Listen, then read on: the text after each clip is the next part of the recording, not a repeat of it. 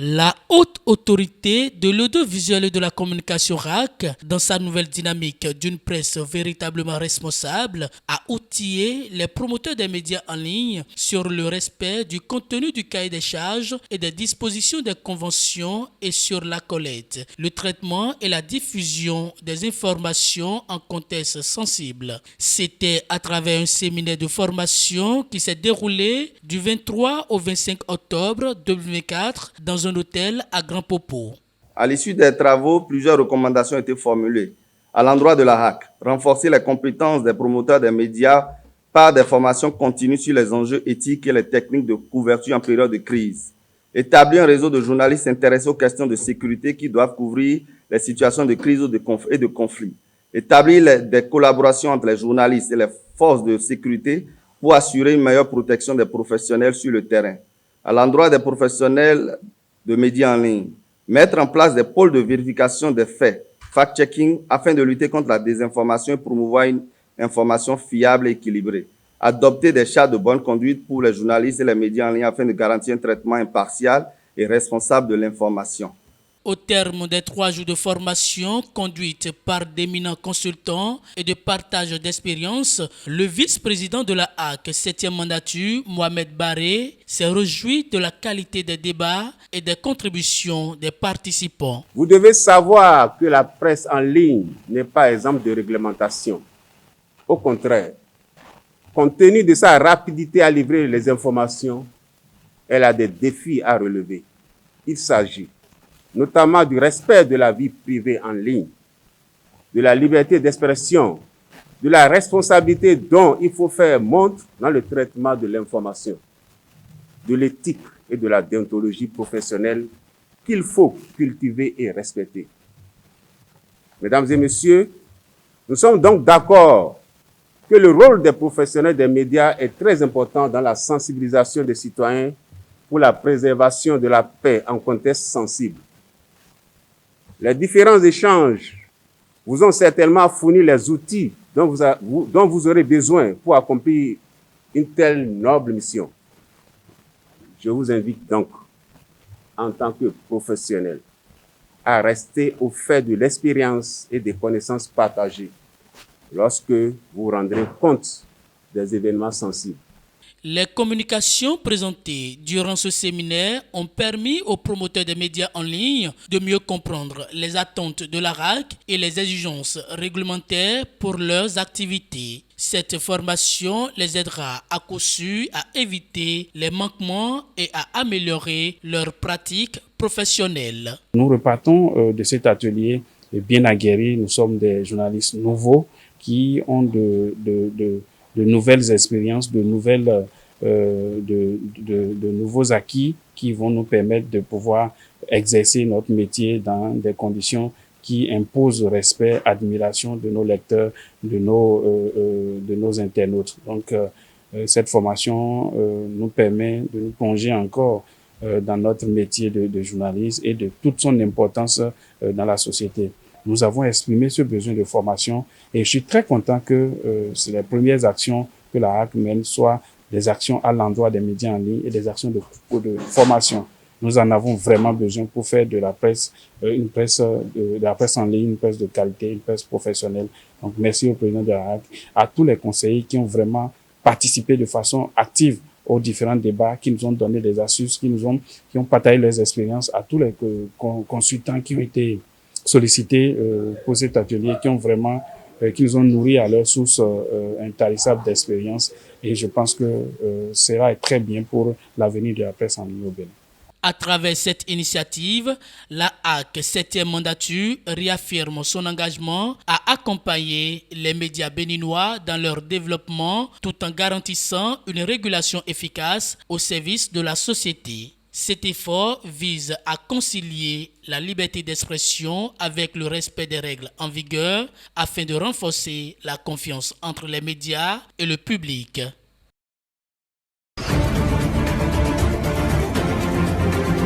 L'UNAMEL Bénin a tenu ce 25 octobre 2024 sa deuxième Assemblée générale extraordinaire. L'Assemblée générale extraordinaire se justifie par le fait que au sein du bureau exécutif, nous avons mené un certain nombre d'activités qui méritaient la validation de l'Assemblée générale. Nous avions mené certaines démarches qui, pour leur progression, pour l'évolution des dossiers, il fallait recueillir l'aval de l'Assemblée générale. C'est pourquoi nous avons convoqué ces assises à Grand Popo qui nous ont permis d'aborder ces différents points. Premièrement, nous avons fait le rapport de notre tournée que nous avons organisée auprès de plusieurs institutions et organismes internationaux. Et nous avons également fait part des conclusions issues de cette tournée et des recommandations et d'un certain nombre de dossiers qui nous ont été demandés par plusieurs organisations. Nous avons recueilli l'aval de l'Assemblée générale pour poursuivre les négociations avec certains partenaires. Nous avons également abordé la question de la grille tarifaire de l'UNAMEL Bénin parce que nous voulons faire les choses autrement. Nous voulons avancer dans un élan d'ensemble. Nous ne voulons pas être des gens qui vont individuellement. Donc, nous avons soumis à l'Assemblée générale la mise en place, l'élaboration d'une grille tarifaire harmonisée au sein des médias en ligne du Bénin. Et l'Assemblée générale nous autorise à avancer dans ce sens. Et je pense que nous avons mis en place un comité qui va faire une proposition à l'Assemblée générale qui, dans les jours à venir, va la harmoniser et valider cette grille tarifaire unique.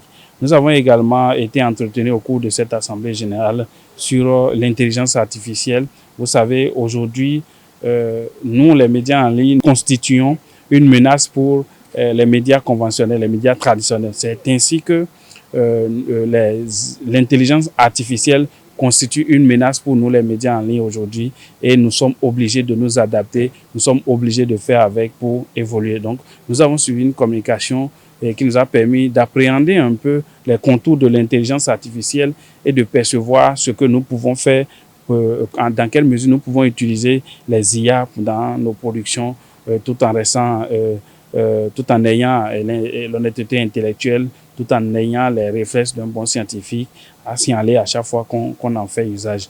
Et pour finir, nous avons reçu plusieurs membres qui ont adhéré à notre union.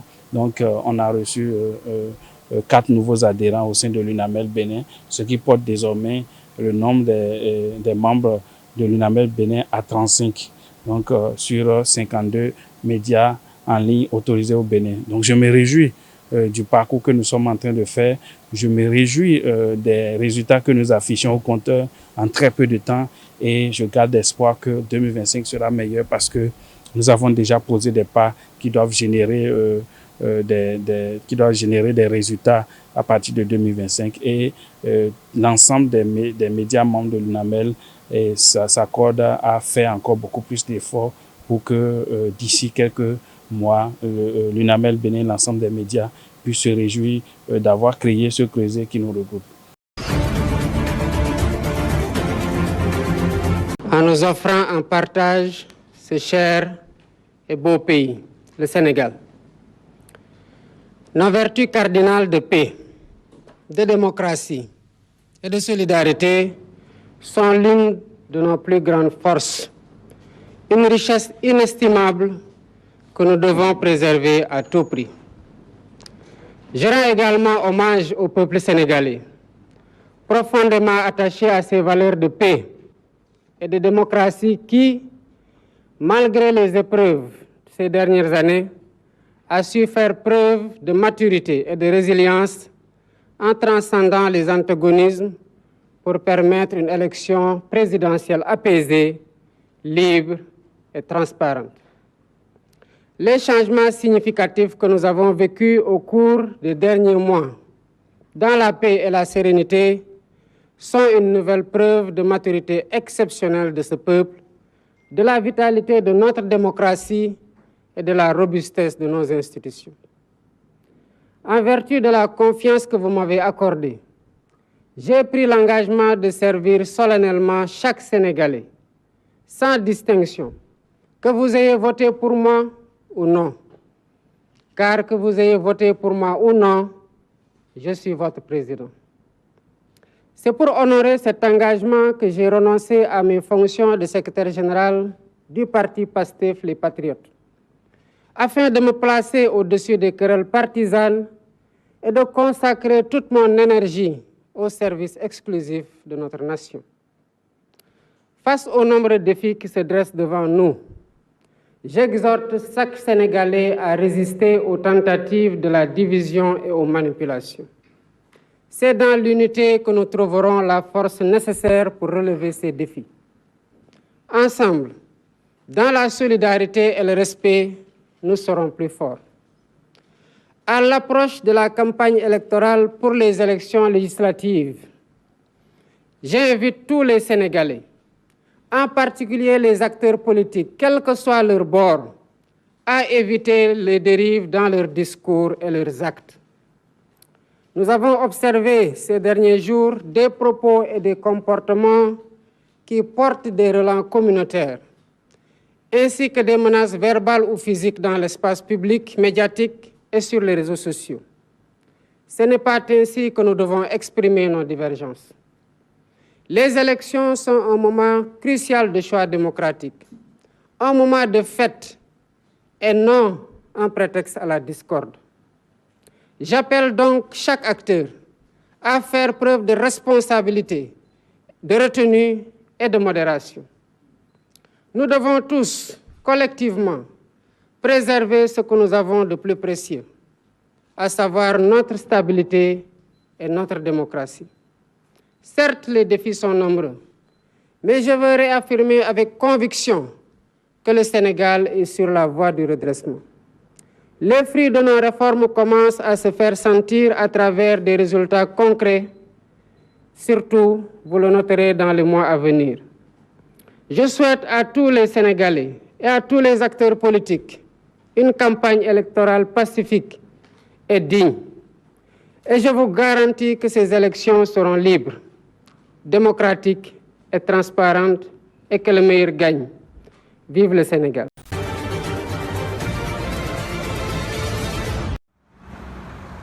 Pour améliorer l'accès aux soins de santé, le gouvernement nigérian s'est associé à l'entreprise américaine de technologie de drones Zipline.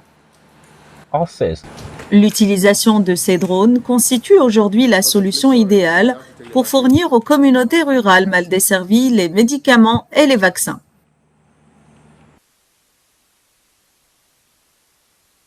L'infrastructure est censée couvrir toutes les zones désignées. Lorsque nous pouvons le faire, nous nous assurons que nous distribuons vraiment les services de soins de santé à tout le monde.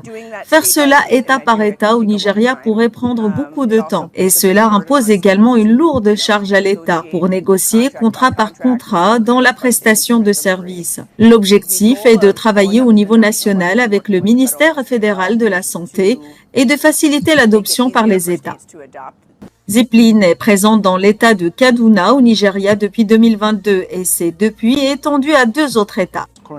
Si nous sommes en mesure d'étendre cela à plusieurs États au cours des prochaines années, nous aurons une population qui a accès aux soins, qui est prospère et capable de s'engager dans des activités économiques dans les zones urbaines ou rurales. Certains membres de ces communautés accueillent favorablement les activités de Zipline car elles ont eu un impact sur leur bien-être. Nous avons eu de bonnes relations de travail avec l'entreprise. Les fournitures médicales qui nous ont fournies nous ont aidés et nous en sommes reconnaissants. Au Nigeria, l'objectif de Zipline est de livrer plus de 1,5 million de doses de vaccins, atteignant ainsi des milliers d'enfants à travers le pays.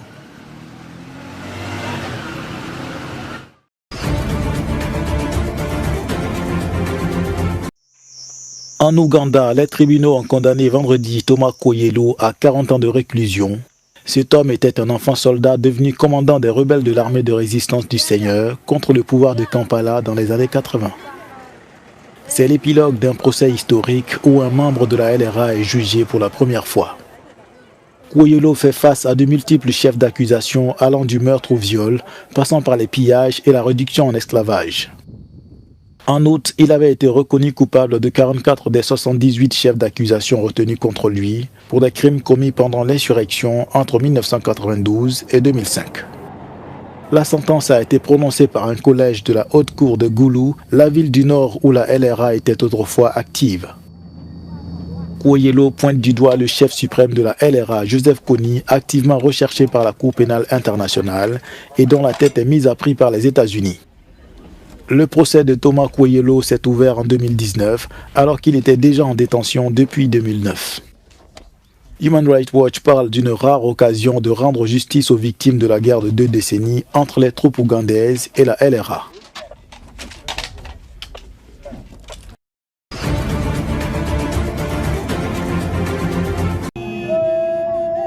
Au Soudan, au moins 124 personnes ont été tuées par les forces de soutien rapide FSR dans l'état d'El Gezira lors d'un raid survenu vendredi. Cet incident tragique est l'une des attaques les plus meurtrières d'un conflit de 18 mois marquant une intensification de la violence dans la région. Les FSR ont mené cette attaque en représailles à des tensions récentes avec l'armée soudanaise, affirmant que celle-ci fournissait des armes aux civils dans la région. La situation à Gezira est alarmante avec des pillages, des meurtres et des déplacements massifs. Selon le comité de résistance de Oued Madani, ce raid a également fait 100 blessés. Le conflit qui a éclaté en avril 2023 a déjà provoqué le déplacement de plus de 11 millions de personnes et a entraîné une crise humanitaire majeure. Les FSR et l'armée sont accusés de crimes de guerre aggravant la souffrance de la population, alors que des appels à la protection des civils et à l'établissement de couloirs humanitaires se multiplient. La situation demeure extrêmement préoccupante.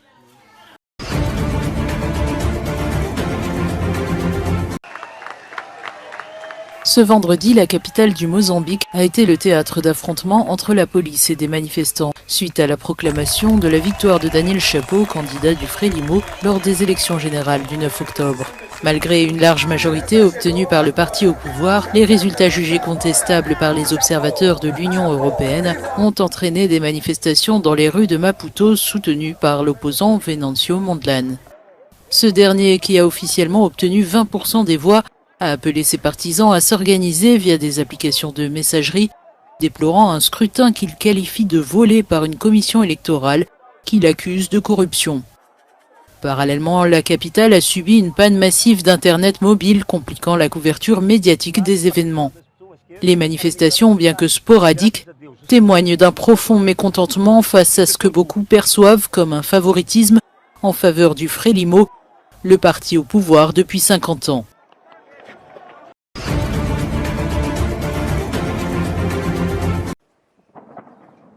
Un récent rapport de l'ONU présenté par Antonio Guterres et coordonné par ONU Femmes révèle une hausse alarmante de la mortalité des femmes en zone de conflit. Plus de 600 millions de femmes et de filles sont touchées par les conflits armés. Les augmentations du nombre de décès en temps de guerre et de violence à l'égard des femmes s'inscrivent dans un contexte de non-respect du droit international, initialement prévu pour protéger les femmes et les enfants durant les conflits. Antonio Guterres a déclaré que les droits des femmes déjà acquis sont gravement menacés face à l'intensification des violences. Les femmes sont exclues des négociations de paix avec moins de 10% de représentantes en moyenne, freinées par des structures patriarcales dominantes. Des chiffres alarmants montrent que la proportion de femmes tuées a doublé cette année, les violences sexuelles liées au conflit ont grimpé de 50% et les violations graves envers les filles ont augmenté de 35%. Sima Bahous d'ONU Femmes a déploré les situations dramatiques des femmes en Afghanistan, à Gaza, au Soudan et d'autres zones de conflit.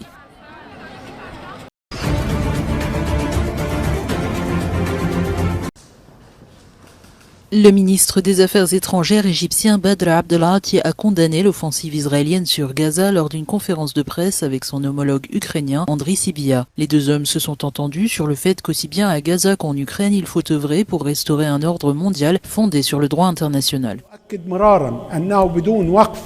Nous n'avons cessé de répéter et nous maintenons que sans un cessez-le-feu et la fin des attaques quotidiennes dans la bande de Gaza, il n'y aura ni paix ni sécurité dans la région. La désescalade des tensions dans la région dépend étroitement d'un cessez-le-feu dans la bande de Gaza. Andriy Sybiha a estimé que l'invasion de l'Ukraine par la Russie est responsable de plusieurs crises mondiales et a annoncé l'organisation d'un sommet mondial pour la paix qui inclura des représentants russes. About the second Peace Global Summit, we are working. We are trying to make Nous travaillons en vue de rapprocher la date du deuxième sommet mondial pour la paix. C'est pourquoi le soutien de certains pays tels que l'Égypte est vraiment crucial. Nous avons invité l'Égypte à prendre part au prochain sommet mondial pour la paix. Nous sommes également prêts à convier des représentants de la Fédération de Russie.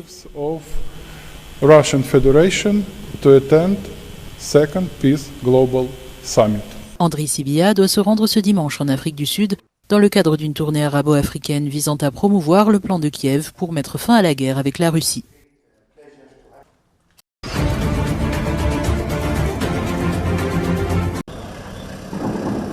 En Haïti, la situation se détériore chaque jour, les gangs poursuivant leur volonté de contrôler Port-au-Prince, notamment le quartier de Solino, qui est sous attaque depuis la semaine dernière.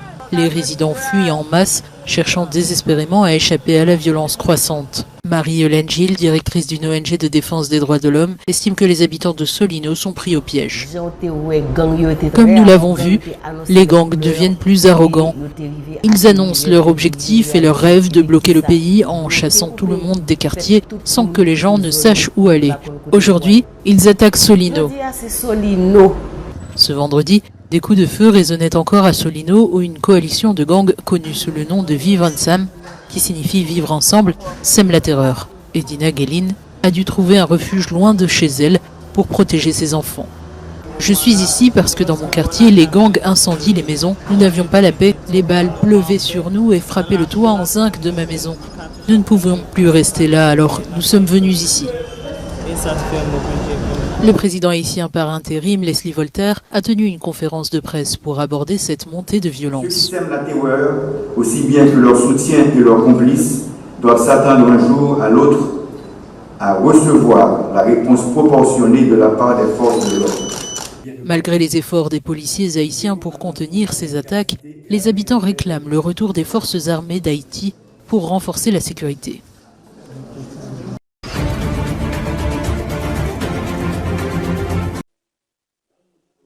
Le processus de réforme de l'Église catholique initié par le pape François et poursuivi sur plusieurs années s'est conclu ce samedi avec la publication d'un document de 51 pages issu du synode marquant la fin d'un mois de débat au Vatican. Un des points les plus débattus a été l'accès des femmes au diaconat, un ministère aujourd'hui réservé aux hommes qui permet de célébrer baptêmes, mariages et funérailles mais pas la messe. Le document final sera reçu avec beaucoup de déception et de frustration par de nombreuses femmes dans le monde qui espèrent des changements concrets. Ce document offre des formules très généreuses sur l'égalité des femmes, mais ne propose aucune mesure concrète pour les mettre en œuvre. Au sujet de la question des femmes diacres, le texte dit qu'une étude plus approfondie est nécessaire. À mon avis, les femmes du monde entier rejettent ce principe. Bien que la question reste ouverte, le document final ne se prononce pas en faveur de l'ordination des femmes comme diacres, affirmant seulement qu'il est urgent de poursuivre le discernement sur ce sujet. Le Saint-Père n'a pas dit que les femmes seront ordonnées diacres. Il n'a pas dit que les femmes ne seront pas ordonnées diacres. Il a simplement dit que la question reste ouverte. Elle doit être étudiée.